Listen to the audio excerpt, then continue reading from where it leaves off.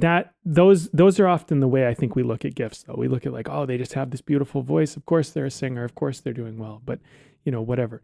But I think there's a lot of gifts where it doesn't quite work that way. It's more of a like, you have this passion and this desire to investigate, learn, follow through with it, find out about it, do it. And that is the gift is in some way the inclination to do it. This is Way of the Artist with Brandon Colby Cook and Evan Schulte, exploring the challenges of the creative call so that you can claim your own path and make your life a work of art.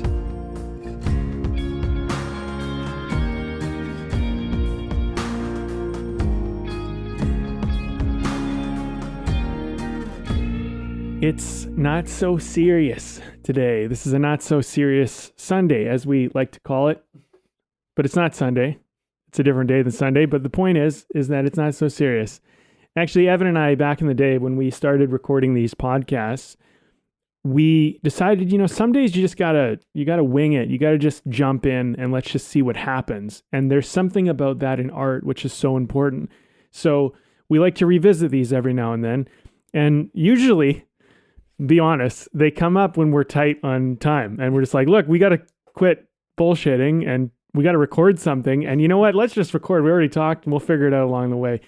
Sometimes we come in, we have something that is happening in our lives. It's present and we're like, yeah, that would be good. Let's investigate that. And we come up with this fancy title and then we enter this, conversation with that. But there's something about not so serious, and I'll just share this, I've said this before on the podcast, but like as a screenwriter, sometimes you have a concept or an idea and you kind of thinking about it and you work it out and then you sit down and you start writing it and maybe you've done a lot of work on it, maybe even figured out characters and story structure and, all this stuff. And that can be effective and that's usually the best approach. But sometimes you just have a scene in your mind and two characters, you don't even have their names, but you just kind of have an idea of what they are and you have something they need to talk about and you let them start going and you start writing a scene before you've even done anything and then something gets born out of it. And a not so serious conversation is a little bit like that. It's like, let's just get talking and let's see what kind of comes out of this. So I'm going to pass it over to Evan, but that's what we're doing today. So who knows what's about to happen? And that's kind of exciting. Yeah, I mean, there's definitely no shortage of things that we were talking about before we started recording. Oh, is it Halloween? We passed Halloween. We're going to turn this into a show where we'll do sound effects all the time. One of those, do they still do shows like that? Or is it just like is that shit just parodied now everywhere?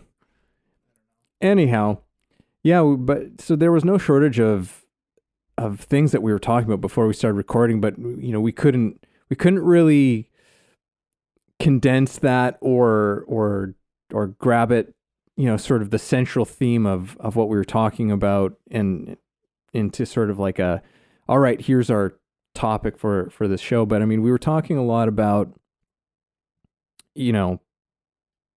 having trust in yourself. That was a big thing. I know that's a big theme in my life. I've had not just you, but I've had a few people recently telling me to trust myself more than I do.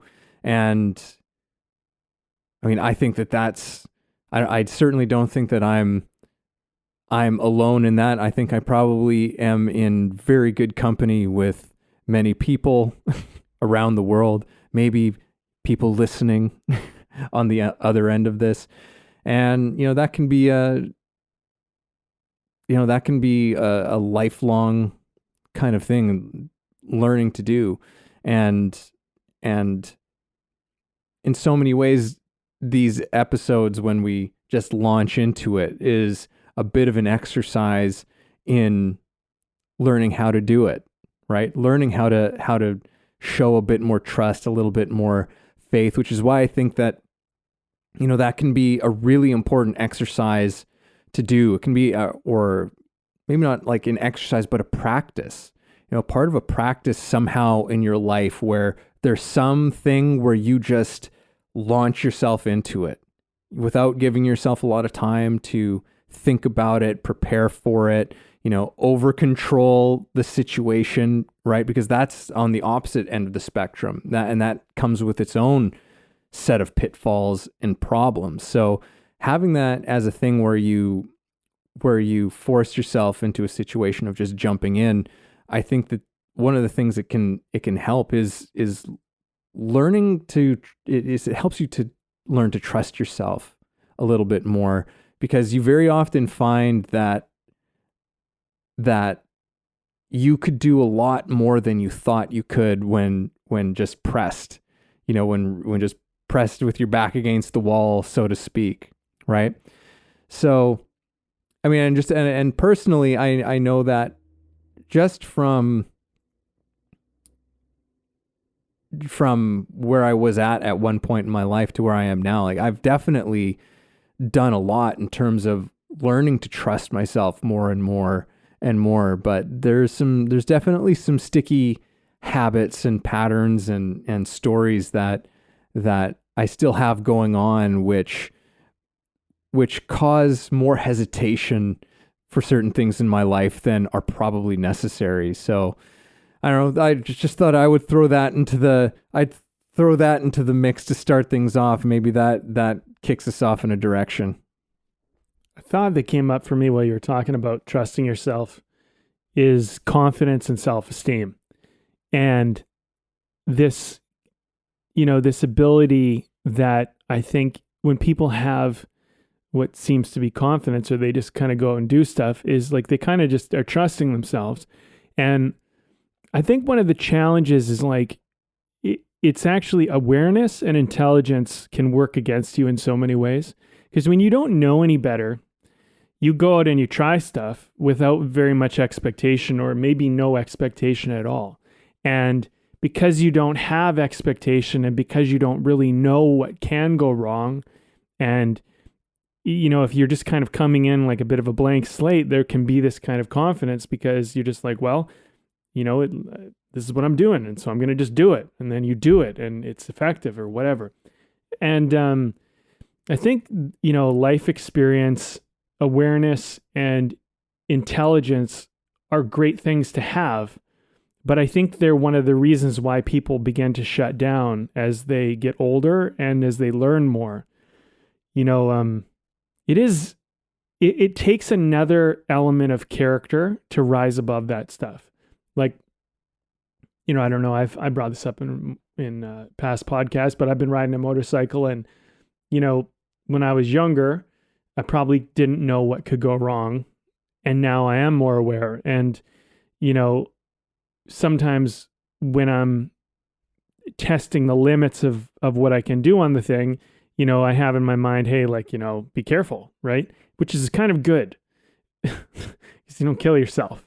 But the thing is like, there can also be like this timidness to just do something. And then eventually, like, if I don't give up on it, if I keep pushing it, I go, oh, what was I so scared of? This is fine. But I think sometimes when you have awareness, you can be more timid about life. And I think sometimes this works against us, and it takes a certain kind of courage to just try and to like go forward and do the thing, because what could go wrong. And, I don't know if people can relate to this, but like when you were younger, you probably noticed that you did stuff and you just like when I was younger, I could just go and do it. And now like I can't seem to do it. And I think that as we get older, we become better, wiser, smarter, all of these good things. But I think that what we need to do is we need to sometimes look back to our younger self for wisdom. And we need to also give ourselves more grace and more kindness about certain things, where it's just like, look, maybe I don't know what I think I know. It's something that I've been working through in my own world on many things other than just motorcycle riding. But there's lots of things I think I know, I don't actually know. But I really do believe I know them. I think I know them. And so then I live in this, they actually contain my life, and they make me certain ways timid about certain things that I don't need to be timid about. And I'm learning to recognize that I may have learned some things wrong or incorrectly, and I assume that they're correct today, and they're not. And I would dare to say that a lot of people out there function under false beliefs and false knowledge, and they conduct their life in accordance to this, not realizing that they're limited. And I'll share one example before I pass it on. There's that story of the elephant, and as a baby elephant, they put a chain around a post and around the baby's leg or whatever, and it was like 15 feet. And so every time the little elephant walked away from the post, it would get pulled by the chain. And then eventually it grew up to be an adult, and they took the chain off, and the elephant would never walk 15 meters or feet away from this post, because every time it did it before, it experienced being restricted. And so there may have been a time in our lives where we actually were restricted, and now we're not. But because we still believe we are, we conduct ourselves as though we are. And I'll make this a little bit more personal. Your parents told you, no, don't do that. You can't do this. It's dangerous. You'll kill yourself. You hurt yourself, blah, blah, blah, all these things. And we were kids, and they were trying to protect us. But then we don't have the parents around anymore. And then we don't realize that our parents' fears for us were actually not, they were holding us back and limiting us in life, and maybe even possibly limiting them in life. But you have to become aware that, hey, that chain doesn't actually exist. And actually, it was keeping me small, and it was actually holding me back. And even though my parents maybe have meant well by trying to protect me, it actually works against me today. And that is a whole relearning thing. And that's where I'm talking about this knowledge that we think we have, but don't really have. Yeah. And something to what you said there, which I'm really just reiterating and rephrasing. But yeah, we often think that age comes with wisdom, and it does. I would say that's the way things tend to go. But age can, in its own way, also make us really dumb as well, right? And in the sense of, yeah, like we can use the experiences and the things that we've learned as a way of making us small as well, right? Like it's kind of the flip side to what you're saying. Like, yeah, sometimes there were these limitations that were put on us by, our family or our culture, whatever it is. And there's that aspect of it, but then there's the ones that we put on ourselves through our own experiences, because how else do you explain that? Well, how come I was able to go and do this thing, pursue this thing when I was younger without the fear or the anxiety or the hesitancy that I now have with doing the very same thing, right? Like that's clearly not, that doesn't strike me as being some sort of a childhood type of a thing. That's something that you kind of took on later on in life. And that's an element where I think we can become, where we lose the wisdom of youth, right? Because there is a wisdom that does come with it, that sort of wide-eyed wonder of youth in a way that helps us to just pursue things with a kind of tenacity and ferocity. Oftentimes because we're not as concerned about what are the results of this thing, right? Even though we might be after a certain result, we tend to allow ourselves more room as when we're younger for things to just, hey, this doesn't have to be a big deal, right? This doesn't have to to deliver something. Like let's go and do this and see what happens.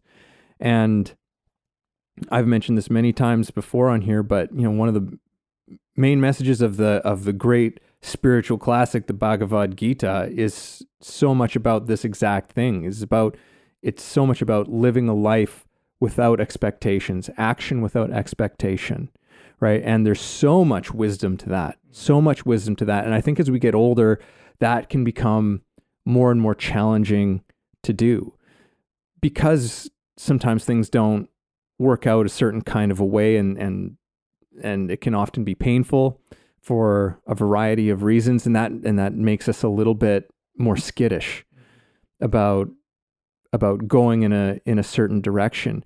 But the thing is that it's like we want to maintain that thing of no expectation, but just take the lesson. It's like, ooh, that was a painful thing, and that's actually shown me a better way of doing this other thing.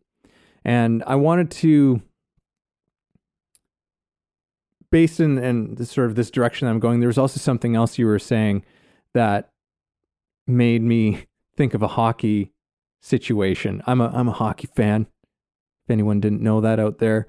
And and being from Vancouver, fan of the Canucks, and they're off to a terrific start this season. Like the best start that the team has ever had in its history. And there was a game that happened a while back that they were playing the New York Rangers, and the Rangers are, like, right now they're one of the top teams in the league, but coming into this season were predicted to do big things, right? Like they've been billed as a real contender this year. And in that game, Vancouver lost that game. But it was one of those things where it's like, okay, they lost, but at the end of it, the coach and most people who watched that game were not upset about that loss because of the way that they played it. And in fact, most people who watched it said that Vancouver deserved a better outcome in that game. They were the better team, but they lost. So there was no, like, and in some ways I feel like that's a lot of the experiences that we have that make us gun shy, but we lose that sense of like, hey, I like the way that I played though. I like the way that I played at that thing. It's like, yeah, it was, like there were some things there's some bounces that didn't go our way. And sometimes that just happens. You could do everything right and you just don't get the bounce. Mm-hmm. You just don't get the bounces for whatever that day. It doesn't mean that you have to completely shit on and feel bad about what you did do and the fact that you showed up and you played a good game, right? Like you can actually take a lot of pride. It's like, hey, I played a good game, right? Bounces didn't go our way. Or maybe there are a few things like, hey, you know what? We could have done this better in this one, but there's so much that you can walk away with without feeling negatively about what you're doing or whatever happened to you. So just thought I'd throw a little hockey analogy in there. Yeah, well, those are some good points, man. I'm glad you did mention them. One thing you talked about, I'll just mention this quickly before I forget, the losing the wisdom of youth. That was a good point because, yeah, there is a certain wisdom to youth, and I don't think we always look at that. And I think for those of us who are older, giving young people a certain amount of credit that is deserved. I think sometimes, even as parents, look at your kid and be willing to learn from them and open your mind a little bit. Maybe a younger brother or sister, sometimes I think that we can get stuck in our ways. And I think it's really important that we look at other people in the world as, having something to consider, and I think for younger people too, it's worth listening to your elders, and listen to their advice. if you don't listen to, if you don't have a mentor and you don't have somebody that's older than you that can help guide you when you're young, you are gambling. You know, you're just gambling, man. You're out there in the world. I mean, it's a throw of the dice all the time. And for the people who, you know, they come from like broken families or, you know, neglectful parents, things like that, you know, they have a certain amount of difficulty they're probably going to face that the average person won't face. You know, the person that has like parents that are caring and attentive and paying attention and mentoring and teaching and all of that stuff. On the other hand, I will say sometimes people that have parents that are too attentive and too on them all the time never learn to think for themselves. And then they have different challenges that they have to face. So it's not like one's better than the other. But, you know, for me, like my parents and, you know, they, like, I would say that they're pretty aware of this. Like I was neglected a lot as a kid. I was left alone a lot to my own devices to do whatever I would do. And no one read with me as a kid. So I was behind in school. The teachers thought I was slow. They thought I was like not retarded, but like, well, I know sometimes we won't use that word anymore, but whatever, we did back in the day. So whatever, I'm old. The point is, I don't mean any disrespect, but like they thought I was slow. They thought I was like, you know, I don't even know the word people use anymore. Political correctness sucks that way. But the point is that, they thought I was like not good at learning and that I was incapable. And so I was in special ed reading class. And at one point I was in like a special English class, like to learn how to do like to write and read properly and do stuff like that because no one was there helping me. And I probably own more books than 98% of the people that I know. Like I have a massive library. I read all the time. I mean, I write every single day now. I mean, I am like the poster child of rising above that challenge. But the thing is that there was a time where I just thought I wasn't a very good learner. I actually believed this narrative. I thought that I wasn't like super smart. I was just an average kid. And then, you know, eventually I just said, you know, well, what if I tried? You know, what if I just like did it? And like I observed the kids that were doing well. And what they seemed to do was they would just do the work. They would always pass in their assignments. They would always like, you know, they would, whatever they were asked to do, they would do it, you know, that type of thing. And I had this, we had this career and personal planning teacher or whatever person come into one of our classes, and they said, listen, there's people who succeed, they have this personality type. And we went through these personality types. And I just remember this one because I remember they said, there are people who succeed, who do really well. They have this personality type. It's called taking care of business. I just remember this so well because it was a turning point in my life. It's just like, oh, what's that? Taking care of business was this mentality where the people who do their work before they play, they get all their responsibilities done before they ever like, you know, go off and have pleasure and joy and play and fun and whatever. They get it done. It's the first thing they do. They tend to succeed in life. And I said, you know what? That could be a mentality I have. So what I would do is I would come home from school and I would kids would be out there playing. I could hear them out the window and all my friends were out there and like I wanted to hang out with them so badly, but I'm like, just do all your work. So I would do all my homework the moment I got home. And then I wouldn't come out to play or to hang out or socialize or watch TV or do any of that stuff until everything was done. And if I got like a big assignment, like something that was due in like 3 weeks or something, or like whatever, like some paper, I would literally write it within the first 2 days, 3 days. It would just get it done. And what happened, Evan, this is the most interesting thing. I experienced peace on a level that I had never experienced peace before. Because what would happen is the due date would be coming up for this paper. And I was done weeks ago. And I was just like, yeah, like, you know, and I had time to think about it. I had time to like ponder if I liked what I still wrote. I could do some edits if that kind of came up. And naturally, sometimes that would, and I would just refine it. And I went from being this like literally failing, basically C minus type kid to being an A student. And every single semester. And they started giving me like tuition money, like early tuition money and all this stuff. And I remember a kid came to me in the bathroom and he's like, how'd you do it? What'd you do? And I was like, I just started doing my work. And here's the thing. Who you think you are is no more than just who you believe yourself to be, who you're being and living as though you are. You're not that. You could change the way you conduct yourself. I've seen this happen for me in multiple cases. So like I went from being a failing student to going to the top university in the province, University of British Columbia. For me to do that, to go from I failed a class even in grade 8 social studies.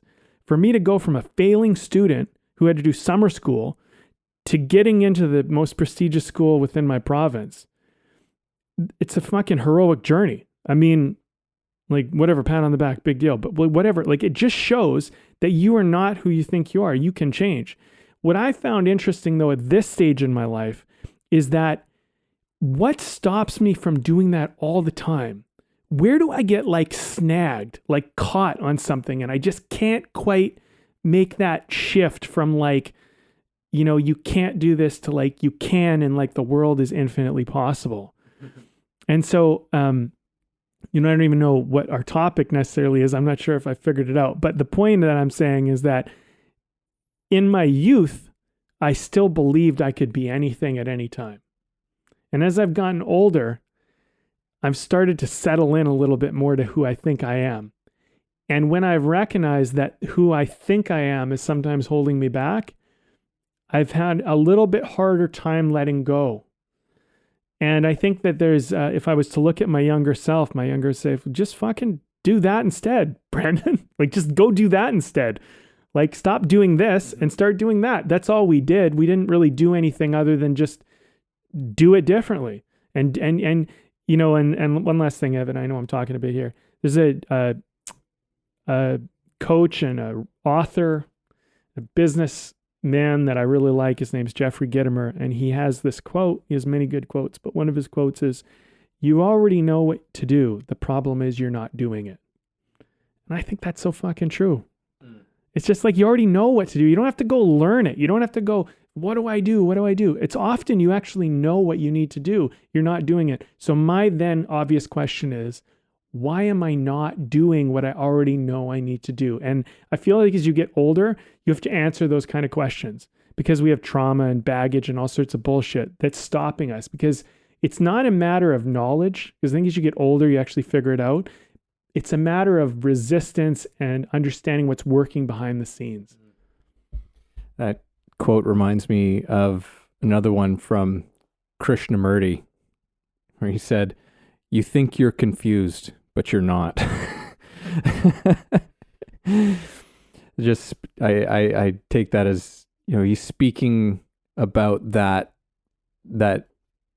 inner knower that we all have, that is completely clear on things. And I also think of it in that sort of, I don't know if anyone else has said it. So as far as I know, I've coined this one, but it's like we can convince ourselves of anything but fool ourselves of nothing.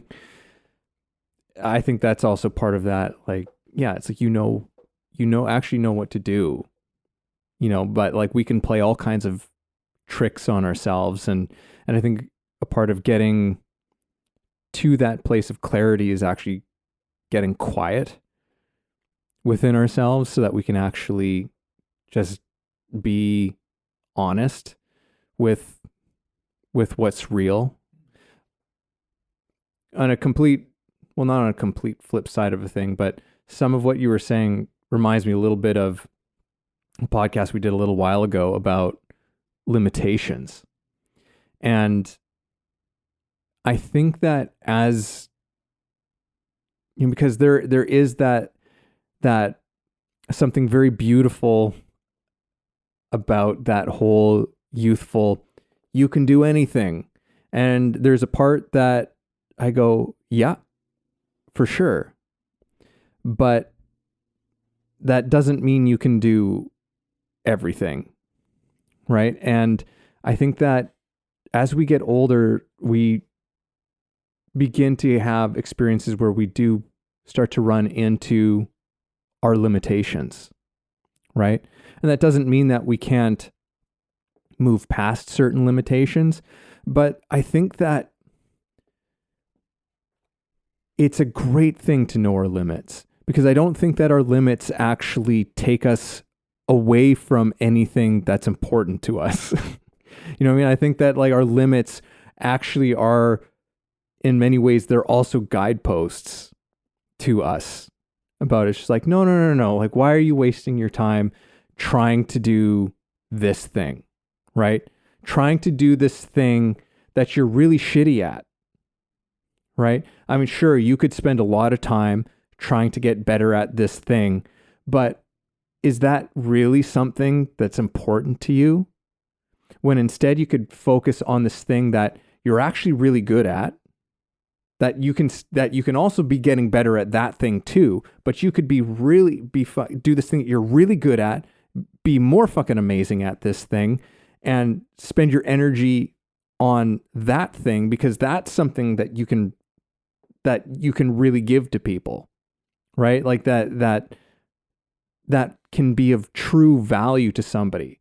It's like you can give an A+ in this one fucking thing that you're doing, but because you're not putting a limit on yourself and you're trying to be really fucking great at this thing that you're a C at, and even if you work your ass off, you might only get to a C+ or a B at this thing. It's like, are people going to value you more for the B that you can deliver on this thing that other people can deliver an A+ at?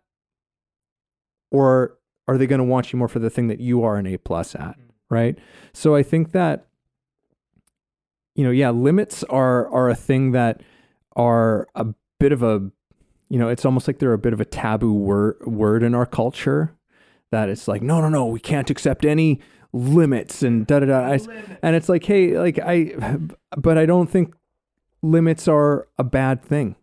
We put limits on things for very good reasons. There's reasons why we have speed limits on roads, right? Like because that saves people's fucking lives, right? Like it's not an inherently bad thing for there to be limits, and for there to be even limits on ourselves. Again, they can help guide us to what are the things that are actually our gifts? What are the things where are our actual strengths? And in that way, we can stop wasting as much time and energy on a lot of other things. Because I think that where our gifts lie is also where our joy is as well, right? Like, I think that those things go together typically.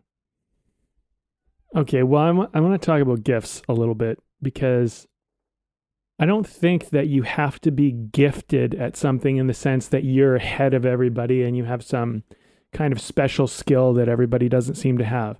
I don't think a gift works quite like that, although I do think there are scenarios where it's beneficial and it's important. So for example, I might say like having a singing voice. Having an advantage on just having kind of a good voice for whatever reason. I don't know how that all works. Maybe it's something to do with what you were born with, but maybe it has something to do with how you were raised and what you learned. I'm not really entirely sure. It is helpful. And, if you wanted to be a singer, then having a voice and having a sense or having that ability to hear sound is almost necessary. In that case, those are often the way I think we look at gifts, though. We look at like, oh, they just have this beautiful voice. Of course they're a singer. Of course they're doing well, but whatever. But I think there's a lot of gifts where it doesn't quite work that way. It's more of a like, you have this passion and this desire to investigate, learn, follow through with it, find out about it, do it. And that is the gift is in some way the inclination to do it. It becomes problematic for people who they maybe don't have naturally a good voice, and maybe they're not like they're sound deaf or something like that. Like they're just not capable of singing, but they're passionate about singing and they just want to be a great singer. And that's really challenging. That's a difficult struggle to have because you want to be a good singer, but like, it doesn't sound good. and you're like, well, what's happening, right? In that case, it's like a tweak and an adjustment. Something about music may be pulling you. And you got narrow focused and thought, oh, it's the voice. I got to be a singer. And you got to ask yourself, like, why do I want to be a singer so badly? Like, if you're really good with music and you love music and you want to be a part of music, there are so many different instruments you could play. There's so many different ways to make music. And technology has opened up the floor for you to be able to do it in so many various ways. And maybe, and this is where you got to be honest with yourself. Do you want to be a singer because actually what you're after is getting recognition and being the center stage and being the person that's important? Because that's a different thing. And if that's really what you're after, then you could probably do that, but you don't do it through singing. You do it through something else. And you could be center stage if that's really what you want and that's really what you're after. But like, I think what you're pointing to is limits, right? Where it's like, hey, like I'd love to be the lead singer of a band. You know what? Personally, I think that'd be fucking great.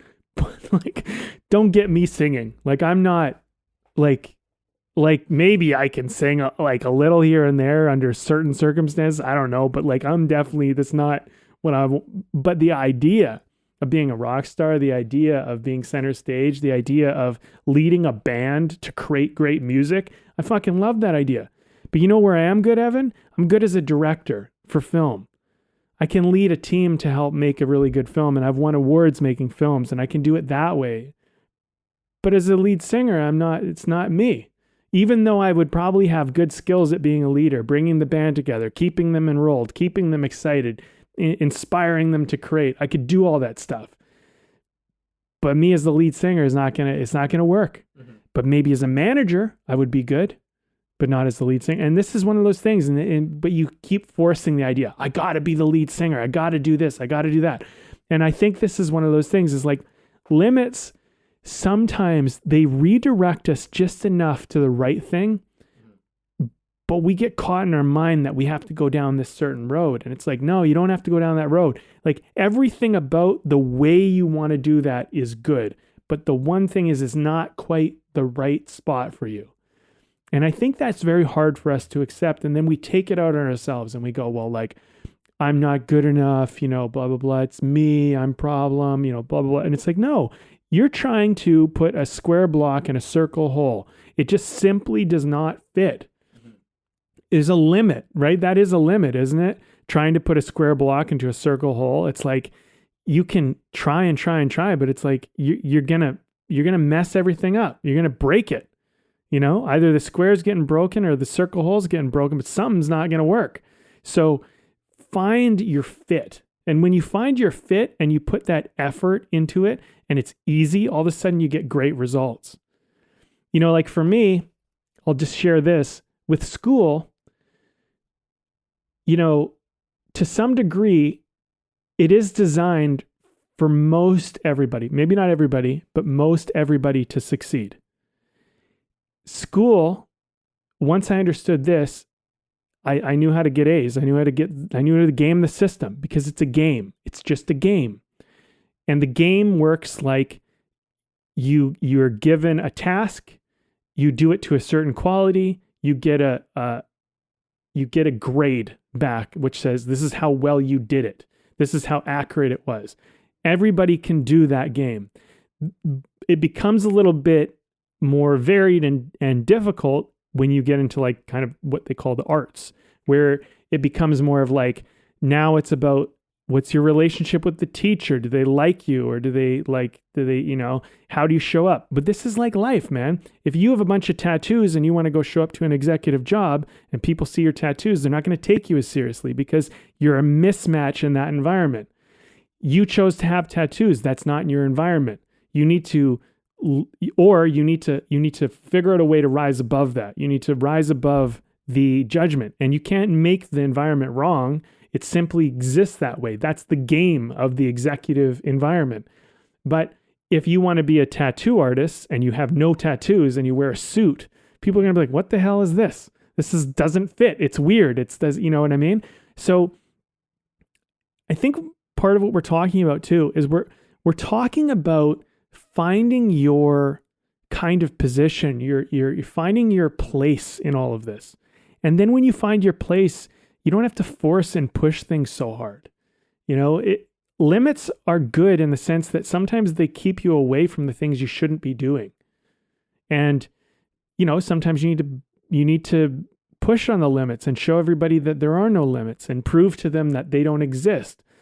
But sometimes you need to look at the limits and say, hey, this makes sense. You know what? Let me recalibrate. Let me redirect myself. You know? Okay, one last thing. Motorcycle riding. I'm going to come back to this because I fucking love it.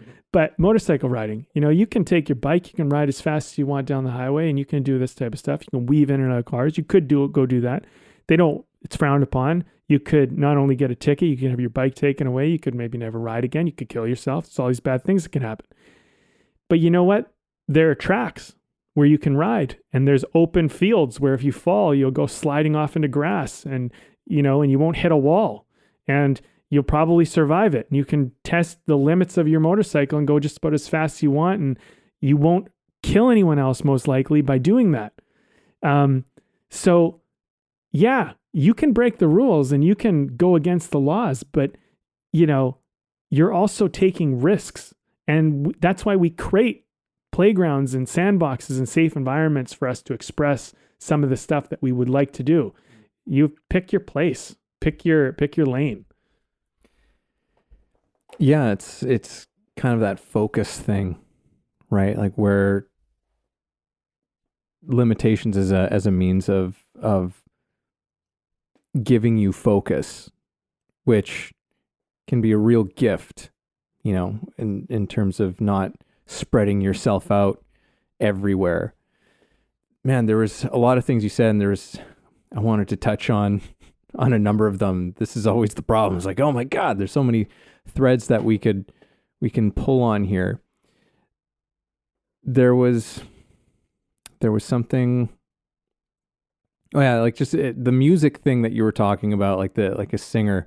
I'll also throw out there that, you know, very often it's like, well, what kind of singer is it that you think you need to sound like as well, right? You know, it's because you can look through the history of modern music and there are some strange voices that were huge successes. Neil Young jumps to mind. A lot of people hate the sound of Neil Young's voice. They can't stand him, but Neil Young is Neil Young, and he has millions upon millions of people who love his music, and he's just one example, but there's loads of, so sometimes it's like, it's not even that your voice is a limitation.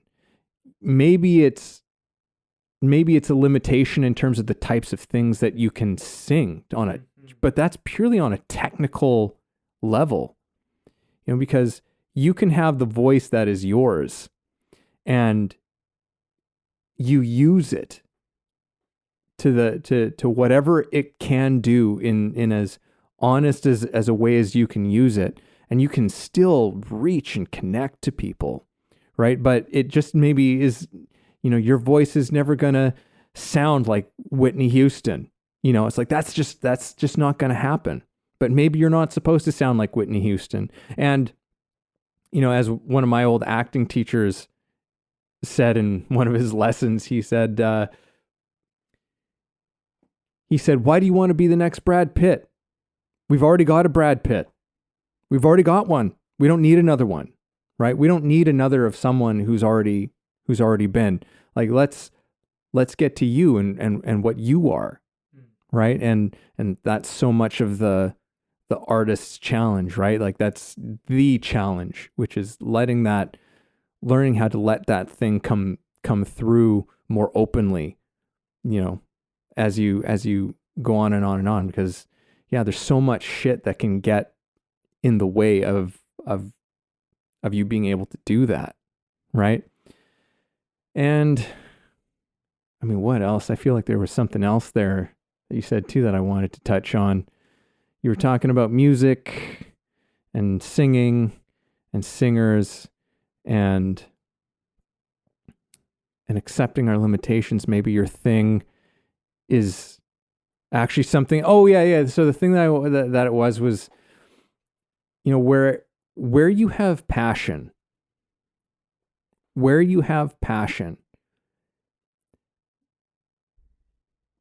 you have opportunity. And the reason why you have opportunity is because there's nothing that replaces passion. There's nothing that exists in human capacity that replaces passion. And what it gives you is a level of intimacy with whatever it is that you're doing, which means a level of care, a level of involvement, a level of engagement that is something that cannot be faked. Passion allows you to see things that other people just don't see, right? And you see it in a way that is innately unique to you, right? And this goes along with how openly you can let your voice and your expression of what you do be, right? Because it's about like, well, there's this thing that I see, and now I have to do whatever I can through this art or this medium that I have to try and communicate this thing that I see to everybody else, right? And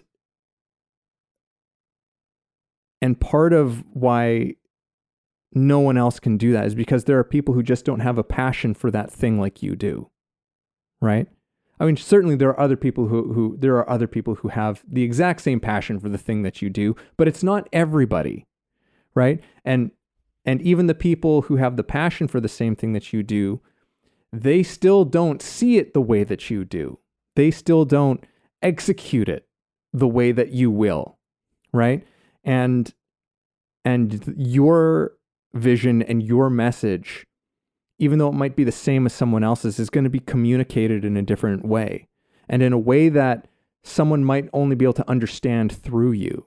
So coming back around a little bit here, I feel like I'm repeating myself, but yeah, passion, what it gives you is just that level of attention and care that can't be faked, that someone who maybe has a passing interest, like, the whole thing of, yeah, who wouldn't love to be some fucking amazing, like, lead singer of a rock band, of like an awesome rock band. Like, yeah, but we're in love with the idea of something, right? And that's a very, very different thing than actually having a passion for the thing, right? Because having a passion for the thing is like, that comes with a kind of dedication and a kind of a perseverance, a certain kind of love for the challenges that come with it, that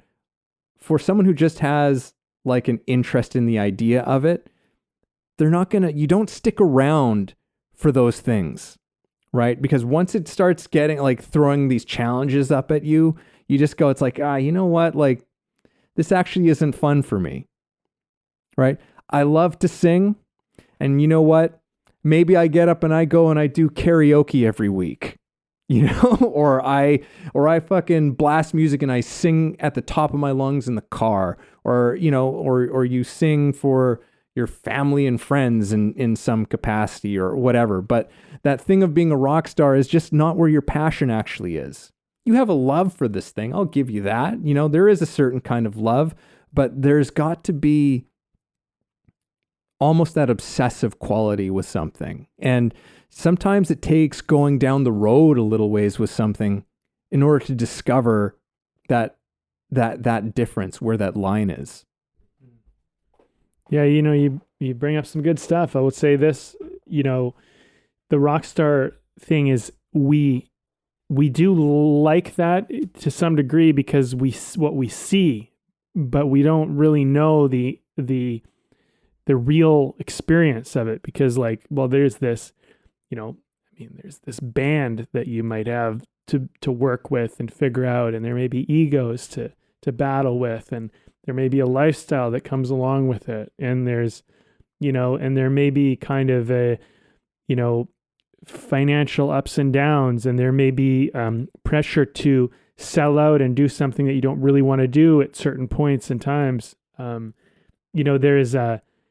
There's lots of things about art that people don't always see. Like, I've talked about this on past podcasts. I know this personally is like the working director or working screenwriter versus the actual, screenwriter or director you imagine yourself as. Like, like when I think of a screenwriter or like a filmmaker, I'm thinking of like, Quentin Tarantino and David Fincher and Martin Scorsese. And, I'm thinking of these like big guys that are doing like monumental, like culture changing work. I'm not thinking about like, people that we don't even know their names who are directing some show on a season of some like daytime television. That's not who I'm thinking of. Right.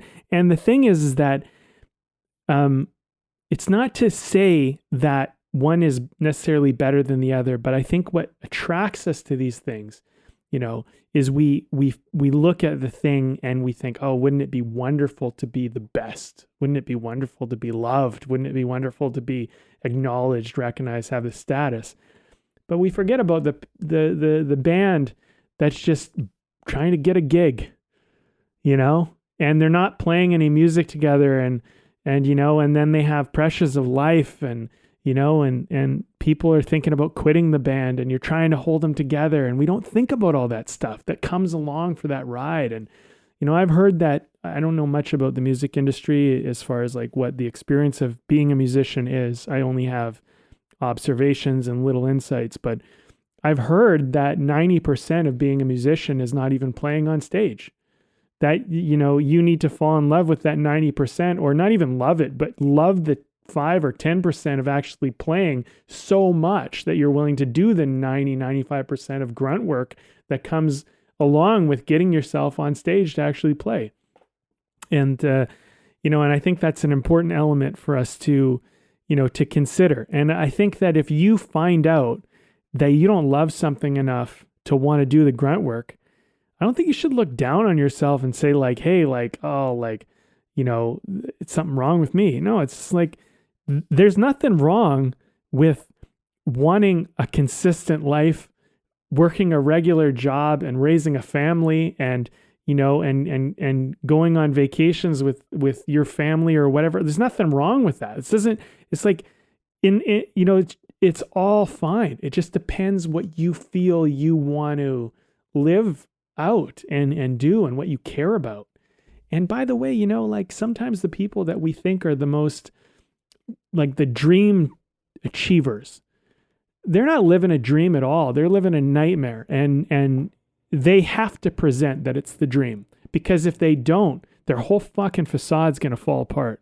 So they have to keep telling you, yeah, this is the dream. This is what you want. This is what it's supposed to be.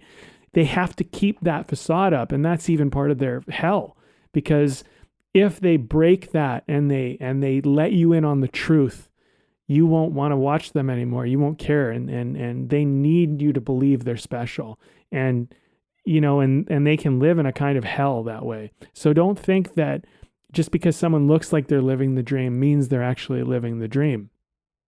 And this is something I've been becoming more and more aware of, is that, the life that I think I want to live and the life that I'm living,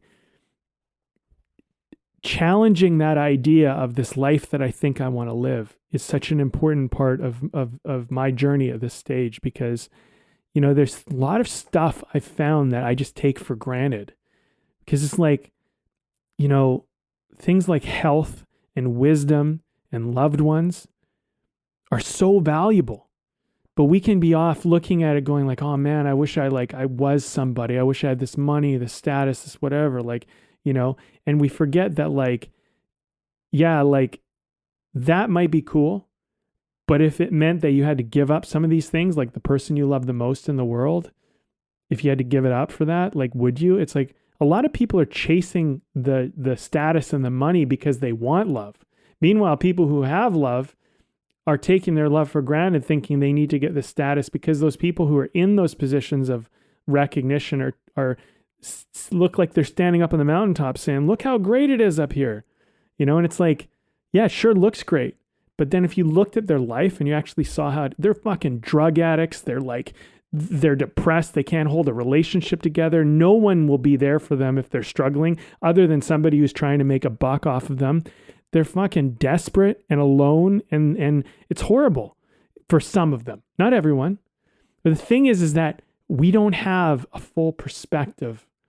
And I think this is important to keep in mind as we, as we navigate Way of the Artist, because it's not all about how it looks on the surface, It's also about how it's experienced step by step. Evan, I know that we got to wrap this baby up, so I want to start to close down on this convo, and I'll share the beer, and then we'll get into it. So we're having another hazy pale ale, and this one's from Fernie Brewing Co., which is a nice little BC place, and this one's juicy, citrusy, and refreshing. It's good. It's got some mountains, nice little orange, pretty looking can. I like it. I found this one to be a little bit more bitter, a little bit more like a punch in the face, but I like it. It's tasty. It's really good, but it's one of those ones like a little bit packs a little bit of punch for me. So I've been enjoying it, but it's not one that I would necessarily pound back a whole bunch in a row because I feel like it's a little overwhelming to do that. But one nice drink of it has been good for me today. Yeah, it's when I had a first sip of it, I went like, oh, like that's good. It's I was like, it's juicy and kind of fruity, and then sure enough on the can it says juicy and citrusy are the first couple of words. I say like, yeah, that's accurate. That's accurate. No, I've been enjoying it. It's been a real good one over the course of this talk, and I got nothing bad to say about it on my end of things. So well done, Fernie. So I guess some closing comments on this not so serious conversation here. Yeah. And do you have any, or do you want me to start? Well, I mean, I'm going, so I'll just go. I'll just go, and we'll see what happens. We'll see what comes out. And I think that this was one of those very sort of exploratory, kinds of conversations that we have from time. I mean, they're all exploratory, but this was even more so, I suppose, because we just kind of went down a lot of different avenues and see like where is this one taking us, and where does this one take us, and discover what's on the other side of it. And just thinking in terms of, this talk started from more or less talking a little bit about trust and about trusting, me trusting myself, but in a broader conversation about trusting ourselves, and seemed to head into a conversation about where, as you put it, as to where we fit. Right. And that's, there's a connection and there's a through line with all of these conversations, and, whether we can see precisely how that is or not, they're connected. And so I guess I'm attempting to do that connection right now, because I do see something of a form there of how we got to that place. And, I think that level of trust that we have with ourselves comes with seeing that place where we fit. And that place where we fit means accepting our limitations, accepting the things that are actually not right for us, right? Because then we can focus our energies into doing the things that we actually have the passion for, have the gifts for. Again, it's not to say that we are perfect at something, but that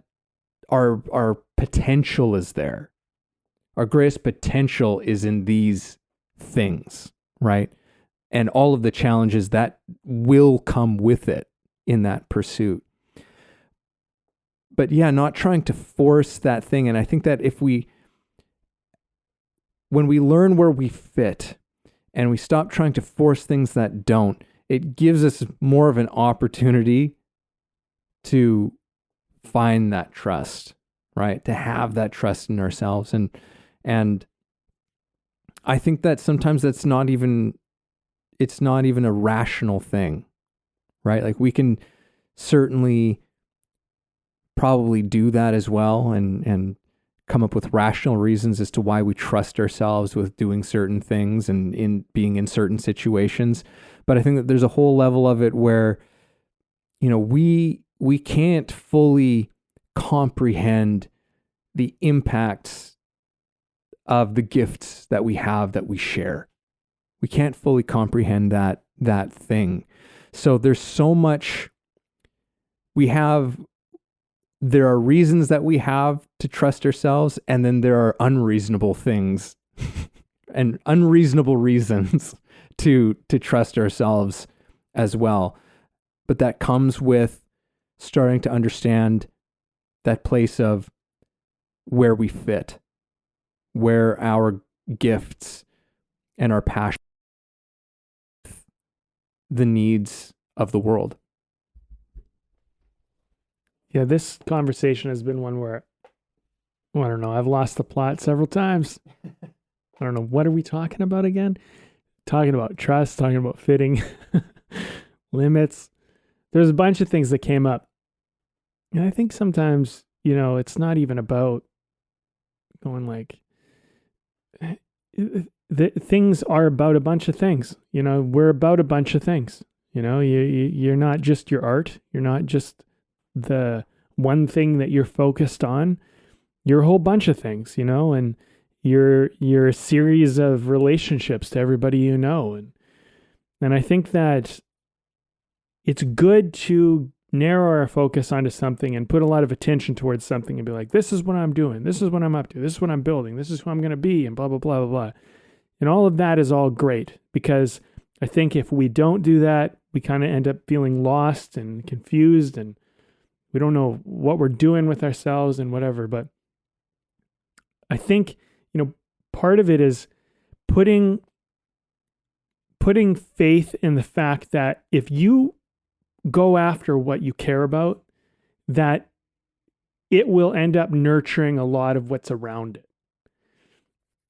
And I mean, I think even if you go down the wrong road and you try to put a lot of energy and effort into something that turns out to not be the right thing to put that energy and effort, and I say right thing, I mean, quote, right thing. Because, I do think that there is a part of us that are like, oh, I wasted so much time doing this thing, and, and I wish I just knew and I wouldn't have done that. And it's like, well, if you hadn't done that, like, what would be the cost of that? What would you have lost? Because sometimes you're going down the wrong path to meet the right people.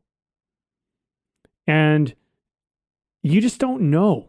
The point is that I think that I'm kind of coming to as I kind of work through this conversation with you, and it has been a bit of a work through for me, is that it's like, oh yeah, you're struggling with this, Brandon. Maybe you're struggling with this because that is actually enabling something else to happen that you're not paying attention to and wouldn't pay attention to. So instead of beating yourself up for this thing being a struggle, why don't you take a breath and look around and kind of see what's happening, and maybe look at yourself too and see who you're becoming. Because, I would like to be somebody who, when I run against adversity and something becomes difficult, I have the kind of character and discipline to push past the difficult thing and rise above it and figure out a way and find a solution and be that kind of person. But I'd also like to be the kind of person that goes, you know what? I think we're forcing this. I don't think this is supposed to go this way. It doesn't feel right. And I'd like to be somebody who is attentive to that sensation, that feeling, that have that ability to be like, let's change course. This, this isn't about character. This isn't about forcing it. This isn't about trying to find a way. This is a clear sign that says, don't go down this path. This is not the right way. And that I could be responsive to that and say, you know what? Nah, I'm listening to my inside. This does not feel good. It doesn't feel right. Something feels wrong. And instead of just, muscling through that feeling all the time, and also if I'm fucking up at something and I'm not doing very well at it and I think I should be doing better, is to go to not try to beat myself up about that, but to be like, to use that as an opportunity to like look at how I treat myself. Because I have found that, the way I treat myself will not change until I identify that there's a problem. And I think that sometimes we need to go down a road simply to realize that it's showing us who we are. We thought we were going down the road to get something and to see something, but it wasn't to see anything other than ourselves. And so I think like what this conversation has done for me is it's helped me to see myself a little bit better. And I think that's a win. I think that's kind of how, I'm walking away looking at this. And as though we went down many roads and we navigated something, it's kind of has a bit of a through line for me, but at the end of the day, it all kind of points back to the same thing. It's like, yes, wherever you go, there you are.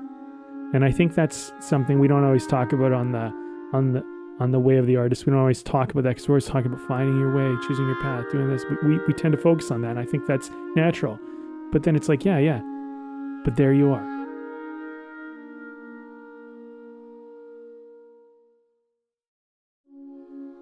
Thank you for listening in on our conversation today. We hope you found something helpful that you can carry forward with you. Head over to our website, wayoftheartist.com, for more free exclusive material and learn about the show. If you haven't already, please support us by subscribing to the show, sharing it with people you know, and keeping compassionate, creative conversation going.